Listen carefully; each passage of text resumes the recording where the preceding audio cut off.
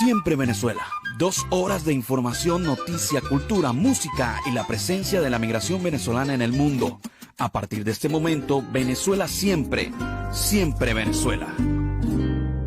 Bueno, amigos, desde Venezuela siempre iniciamos así esta edición meridiana, llevándoles a ustedes información, comentarios, noticias, música, entrevistas, todo lo que tiene que ver con Venezuela y su migración a lo largo y ancho del mundo.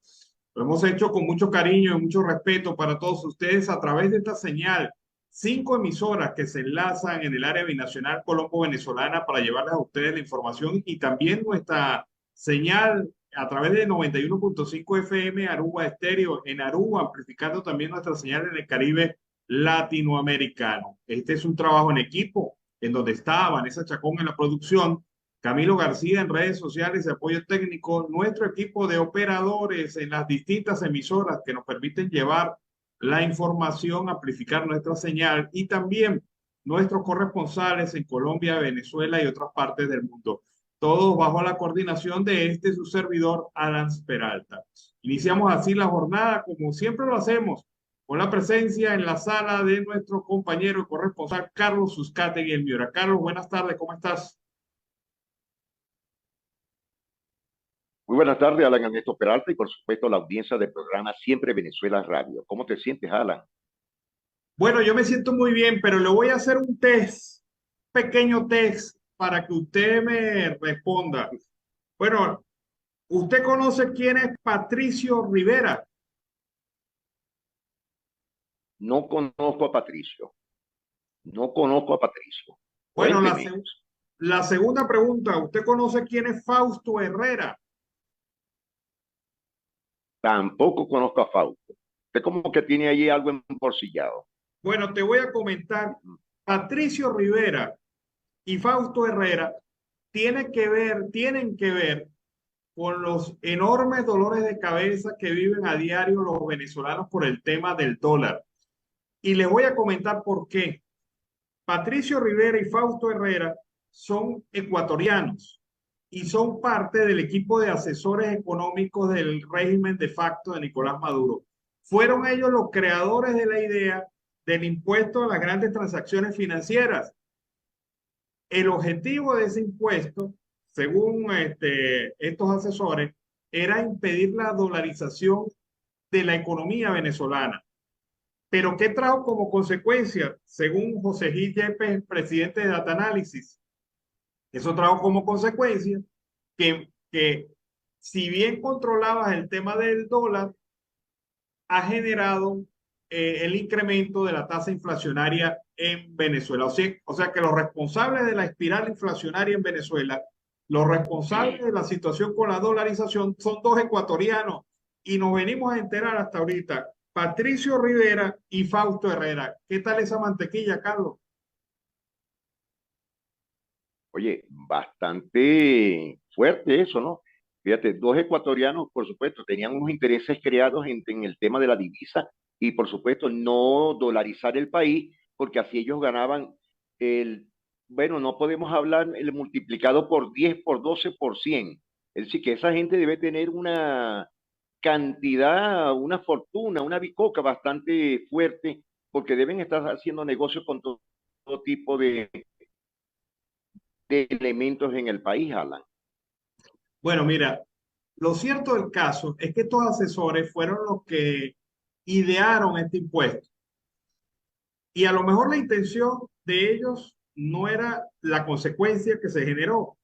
La intención de ellos era el control de las transacciones en dólares para evitar que la dolarización en el país avanzara. Pero es que eso era inevitable. Inevitable.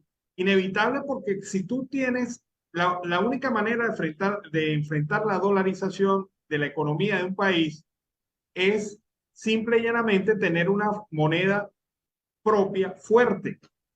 Y resulta que eso nunca lo ha logrado el gobierno desde el año 2014, cuando ingresó Maduro al poder. Han debilitado constantemente la moneda conjuntamente con el irresponsable manejo que ha hecho el Banco Central de Venezuela.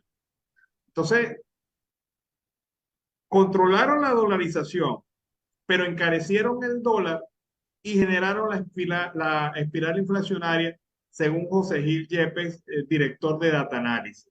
De verdad que Patricio Rivera y Fausto Herrera, saludos a sus respectivas mamacitas, que en Ecuador pues también deben estarlo pensando día a día, porque millones de venezolanos estamos sufriendo las consecuencias de esa equivocada política monetaria y de control cambiario.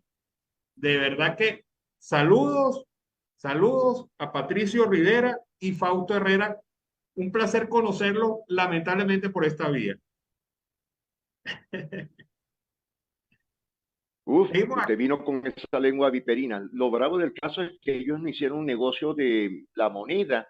Tú sabes que en Ecuador es el dólar, pero allá es difícil todo, Alan, porque allá sí hay un control cambiario real con el Banco Central de ellos.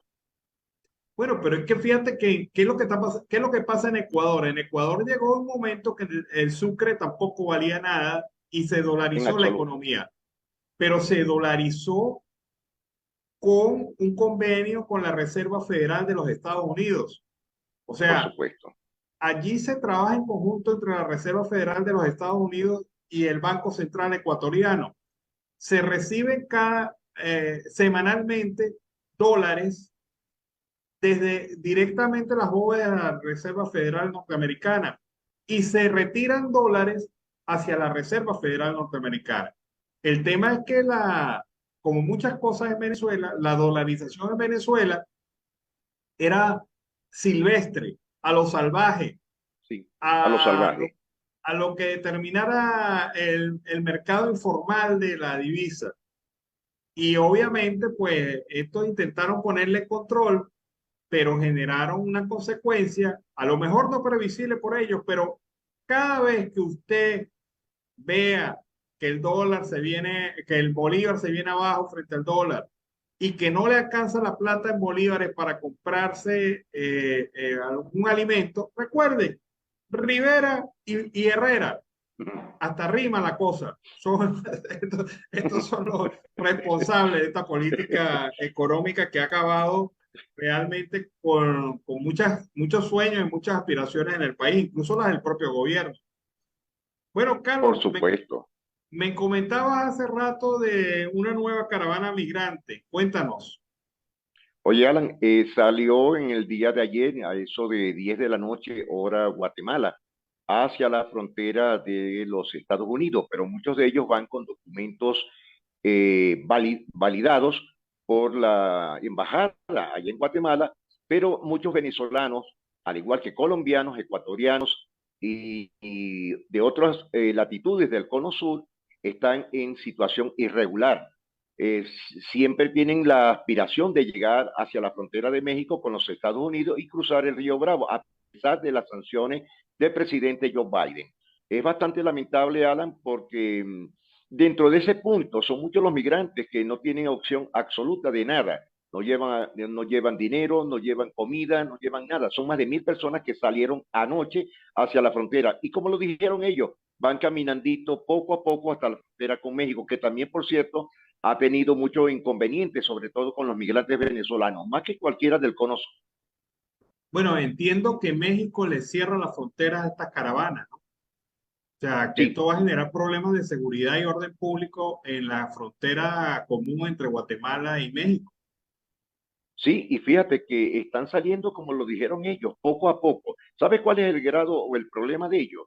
Que les están indicando desde México, desde la frontera, que se regresen para que estén legalizados con algún documento que probablemente Guatemala les entregue a algunos migrantes. Hay otros que no han tenido esa suerte o esa dicha, como los cubanos y los africanos, que hasta el punto, Alan, no entendemos el por qué. Pero fíjate algo, por los derechos humanos internacionales, la migración es un estado validero. Ahora, ¿cuál sería el problema de ellos? Regresar. Muchos de ellos han llegado de Venezuela, otros de los más lejos, que son los africanos, Senegal, la Guinea Ecuatorial. Alan, esos son kilómetros tras kilómetros, trasladarse vía Océano Atlántico hasta las costas de Colombia y de ahí proseguir por el tapón del Darién en Panamá, seguir cruzando hasta llegar a ese punto. pero no han tenido la fortuna de poder arreglar sus documentaciones. Están irregulares, y es un porcentaje alto. Bueno, entiendo yo que las regulaciones migratorias norteamericanas que han implementado recientemente tiene entre una de sus exigencias que si usted es migrante irregular y ha llegado a sus fronteras, solo puede pedir o solicitar refugio en Estados Unidos siempre y cuando usted haya solicitado refugio en alguno de los países que ha cruzado en su camino hacia Estados Unidos. Es decir, que esta gente, para hacerlo según la norma norteamericana, o debe haber pedido refugio en alguno de los países centroamericanos o lo debe hacer una vez llegue a México. Y creo que cada vez son más fuertes las restricciones para solicitud de asilo en todos estos países, porque evidentemente esta migración forzosa se ha convertido en, en un problema muy serio para las administraciones de los países centroamericanos. Son pocas las posibilidades reales de poder asumir y llegar a los Estados Unidos y tener un estatus de legalidad en los Estados Unidos. Simple y llanamente atravesar la frontera. La frontera con México se ha hecho una barrera infranqueable. Ayer tú mostrabas un caso de una mujer venezolana, de una señora venezolana que estuvo en los Estados Unidos y que fue deportada a México y que nuevamente me sorprendía el comentario de la señora, nuevamente con sus hijos, con sus 5 hijos, las nueras y los nietos iban a intentar volver a pasar la frontera, supuestamente ahora bajo una orientación legal. Pero esto no deja de ser cantos de sirena, Carlos. Fíjate, Alan, yo conversando con varios amigos que están en los Estados Unidos, que están ahorita en un estatus no muy alentador. Ahorita hay una estafa con los migrantes, y estoy hablando de los venezolanos, de los cubanos, nicaragüenses, de diferentes partes del mundo. Y la gran mayoría de los abogados no es que te piden $700, no. Ahí hay bicocas de 9,000, 8,000, $7,000 para arreglar los estatus. Y muchos de ellos han sido estafados, timados en diferentes ciudades de los Estados Unidos como Denver, Miami, Chicago, Detroit y por supuesto en Texas, que son los cazafortunas o son los coyotes legales que hay allá. Y gracias también a las páginas de Facebook que se han abocado muchas personas para indicar que hacen arreglos legales en los Estados Unidos según los estatus y las visas que ellos necesiten.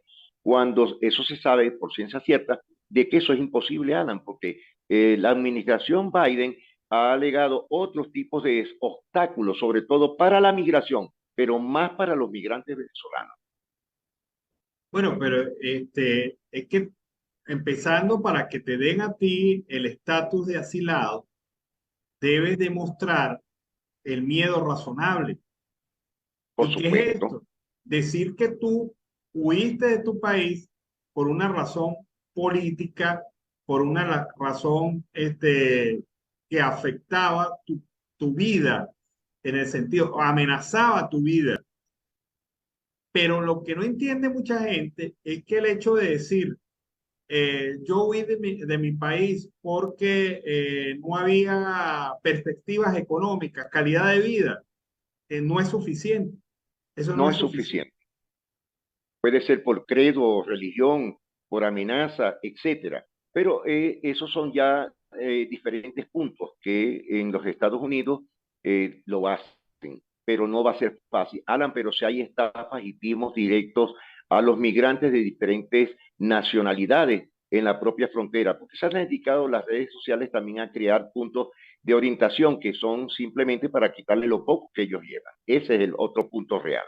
Y yo te cuento una cosa, el abogado en Norteamérica que falte a la ética de decirle a alguien, güey, sí, vamos a hacer tu caso, vamos a analizar tu caso, y le saque a un migrante 2,000, 3,000, 4,000, 5,000, $10,000, es un estafador, porque él sabe de entrada que ese migrante no Sí, tiene vida en los Estados Unidos, en el sistema de asilo de los Estados Unidos, ni en los programas especiales de los Estados Unidos.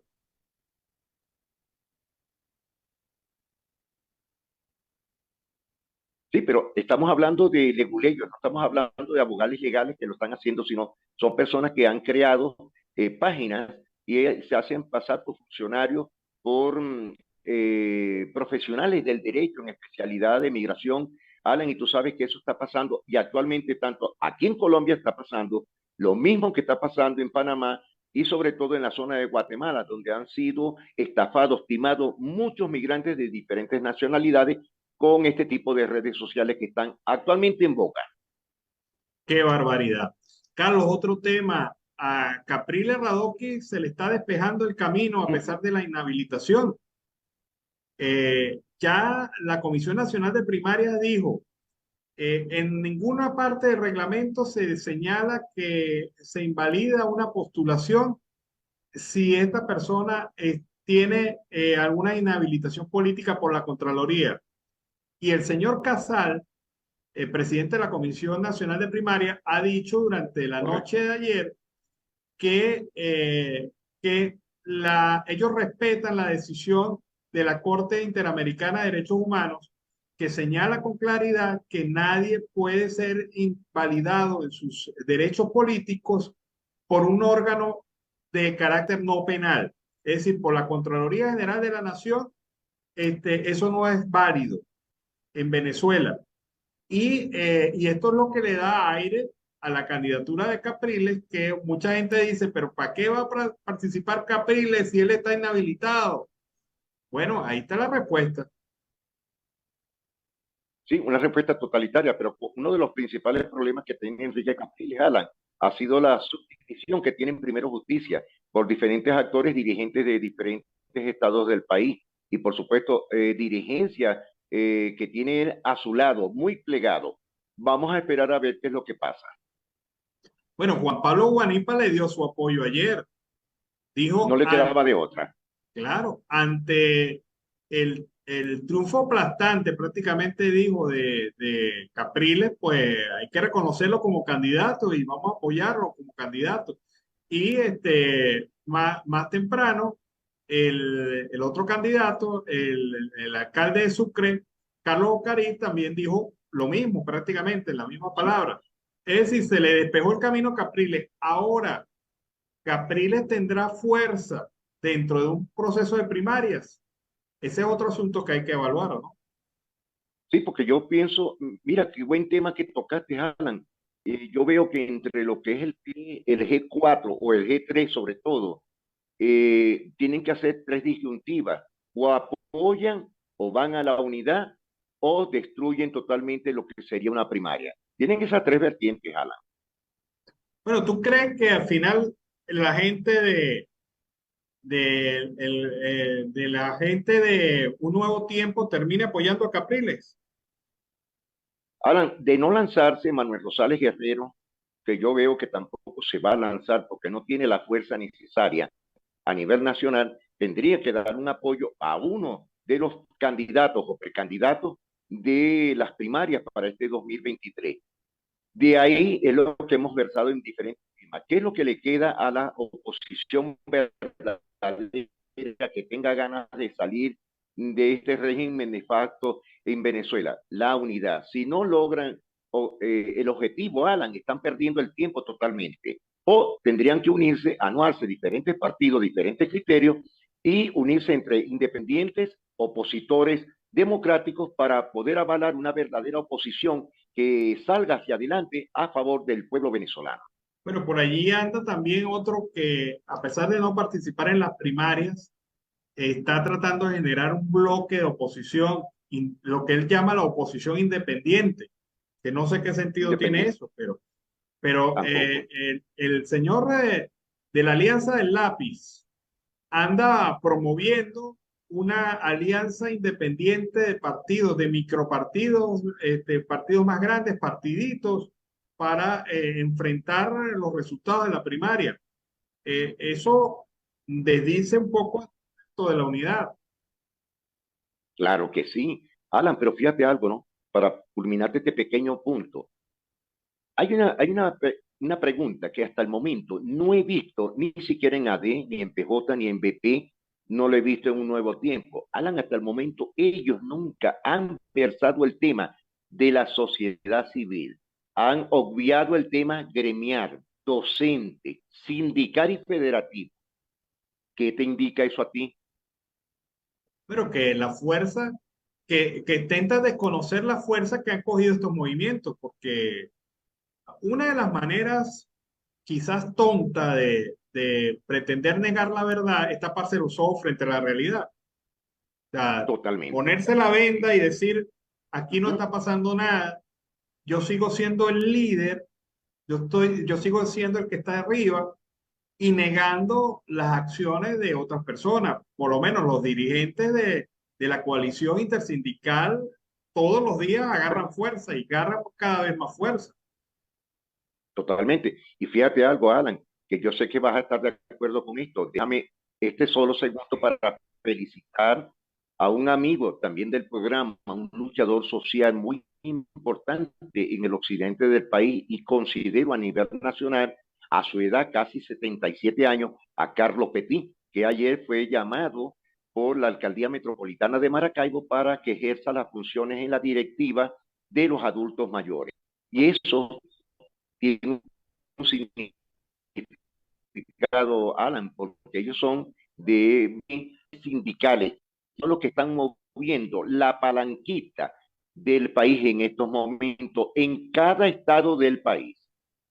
Bueno, Petit mueve a mucha gente y dentro de su movimiento, pues dentro de su accionar. Pero es que mira, y con eso Señor, vamos a concluir porque se nos está acabando el tiempo. ¿Qué es cuál es la mejor publicidad de alguien? Los hechos, las correcto, acciones. O sea, ya no basta con decir, yo voy a totalmente. transformar el país y voy a hacer esto, voy a hacer aquello. No, no, no. ¿Qué has hecho? ¿Y qué propones? Eso es lo que aspira la gente, claridad sobre esos temas. Y creo que gran parte de la dirigencia política venezolana se enfrenta ahora a una crisis de credibilidad por estas razones, Totalmente de acuerdo. porque tienen que demostrar con hechos lo que dicen sus palabras. Y ahí está la cosa. Bueno, fíjate que hablaste como un candidato presidencial, así de sencillo. Y sí, Alan, ese es un punto muy importante. ¿Sabes por qué? Porque ya la gente está cansada de tanta mentira, tanta burla, y necesita tener un punto de credibilidad, que es lo que estás comentando. Bueno, Alan, entonces nos estaremos viendo hoy en el transcurso de la tarde, si Dios lo permite, como siempre, gracias a la audiencia del programa Siempre Venezuela, a ti, y buen provecho a esta hora. Bueno, vámonos a la pausa comercial y musical del momento. De regreso seguimos aquí con más de Siempre Venezuela. Bueno, seguimos acá en Venezuela, siempre, siempre Venezuela. Hoy se celebra, o por lo menos debería celebrarse, la audiencia de juicio oral y público de Javier Tarazona, Rafael Tarazona y Omar de Dios García, defensores de derechos humanos acusados arbitrariamente de terrorismo e instigación al odio. Este es un juicio que se reinició porque no hubo continuidad del juez y esto hizo perder todas las audiencias anteriores, es decir, prácticamente estamos en los albores del juicio en términos técnicos jurídicos. Pero lo de base, lo fundamental, es que hasta ahora la Fiscalía y el Ministerio Público no han logrado demostrar ninguno de los dos delitos, ni terrorismo ni instigación al odio. El único delito de Javier Tarazona y el resto de personas que están señaladas por este caso es decir la verdad, haber dicho simple y llanamente que en Venezuela operan grupos irregulares colombianos y que ha venido haciendo acción con el amparo del gobierno nacional.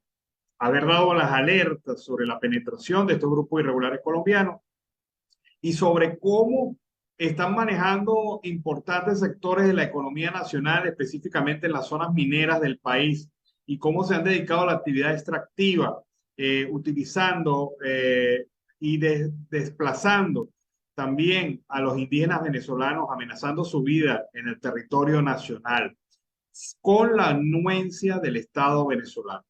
Por eso que está preso Javier Tarazona, por eso que están encausados Juan de Dios y su hermano. Pero esta es la situación país, vamos a esperar en horas de la tarde, noche de hoy, porque ellos se acostumbran a hacer estas audiencias tarde, noche, porque buscan que haya la menos difusión posible de estos casos y hallando lo contrario, porque estamos más pendientes de ellos. También hay una información interesante que me gustaría comentarles. ¿Recuerdan ustedes que la encuesta en COVID 2022 reveló que 8 de cada 10 venezolanos no cuentan con los recursos suficientes para adquirir la canasta básica? Y esto se complica aún más porque hay faltas de estrategias económicas por parte del Estado que permitan una reactivación del país, una revalorización del salario y obviamente una mayor capacidad de compra. Urge que se le dé prioridad a esta situación para evitar el aumento de la pobreza. En Venezuela, esto significa que el 82% de las personas están bajo el nivel de pobreza y más del 46% están en pobreza crítica. Es decir, esta gente no tiene la capacidad a veces de comer una vez al día y esto debería preocupar a cualquier gobierno, ¿no? Pero bueno, estamos en Venezuela donde el régimen se preocupa es por llenarse los bolsillos, por satisfacerse, por mantenerse en el control, pero se olvida del resto de Venezuela. Vamos a escuchar ahora a Yolexi Chu. Ella es una venezolana que cuenta su experiencia particular como migrante a la Organización Internacional de Migración en Ecuador. Bueno, yo cuando dejé mi país fue muy doloroso porque primera vez que salía de allá y cuando estaba haciendo las maletas yo pensaba, ¿me voy o no me voy? No tengo familia con quien contar allá, pero a pasar una aventura, a comenzar allá de cero y aventurar como todo migrante. No fue fácil, me vine muleando, pidiendo cola, dormí a veces en los terminales, en unas de esas nos quitaron todo, perdimos todo lo que traíamos de allá para acá. Y bueno, comenzar de cero.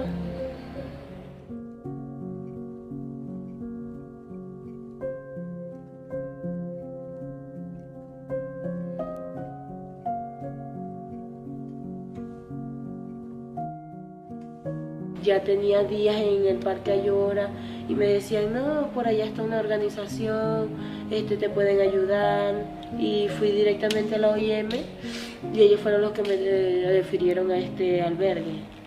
Bueno, ha sido mejor que estar en el parque, porque allá estábamos en la calle pidiendo, no descansábamos como es.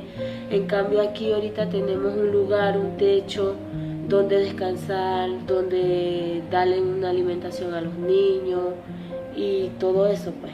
Porque yo pues pensé en agregar a mis niños por la selva, porque todos los venezolanos se metieron como tal por la selva y mis hermanas me dijeron que no me fuera porque era muy difícil. Una de ellas es más se estaba ahogando y me decían, no te vengas, no lo hagas por ti, piensa en los niños, y más que tengo una niña de 1 año apenas.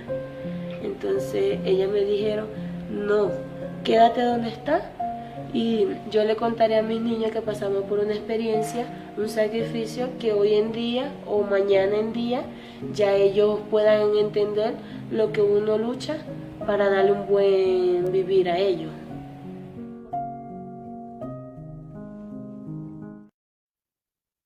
Bueno, el testimonio de esta venezolana migrante que, bueno, ha vivido miles de situaciones a lo largo de su travesía por América Latina. Con este reporte nos despedimos, pero no sin antes saludar a los hermanos periodistas nicaragüenses. Hoy es el Día Nacional del Periodista en Nicaragua, 1 de marzo. Y el ejercicio del periodismo en Nicaragua, como en Venezuela, como en Cuba, el periodismo independiente, el verdadero periodismo independiente, se ha hecho una tragedia, se ha hecho cuesta arriba.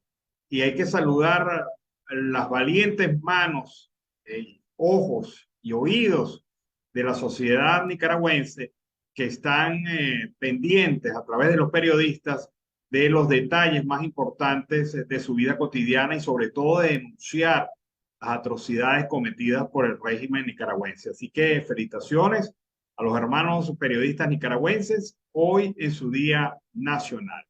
Ahora sí, se nos acabó el tiempo. Nos vamos entonces. Como siempre, este ha sido un trabajo en equipo en donde ha estado Vanessa Chacón en la producción, Camilo García en redes sociales y apoyo técnico, nuestro equipo de operadores en las distintas emisoras que acompañan esta señal a lo largo y ancho de la frontera binacional y el Caribe latinoamericano. También nuestro equipo de corresponsales en Colombia, Venezuela y otras partes del mundo, todos bajo la coordinación de su servidor Alas Peralta. Los invito a estar pendientes de la próxima edición de Venezuela Siempre, Siempre Venezuela. A las 4 de la tarde, hora de Colombia, de 4 a 6 de la tarde, tenemos una nueva edición. Nos pueden ver por Facebook Live, nos pueden ver por las distintas opciones comunicacionales que tenemos y también escuchar por las emisoras aliadas. Nos despedimos entonces hasta la tarde. Que tengan un buen provecho. Siempre Venezuela es un programa que te brinda las mejores noticias, comentarios, análisis, entrevistas y música. Información sin censura en la voz de los protagonistas. Todo un equipo de producción de primer nivel. Siempre Venezuela. Lo encontrarás en las radios de tu preferencia. O si no, visítanos en nuestras plataformas digitales. Siempre Venezuela Radio. En Instagram, Facebook y Twitter. De lunes a viernes le decimos lo que en Venezuela prohíben. Porque somos Venezuela Siempre, Siempre Venezuela.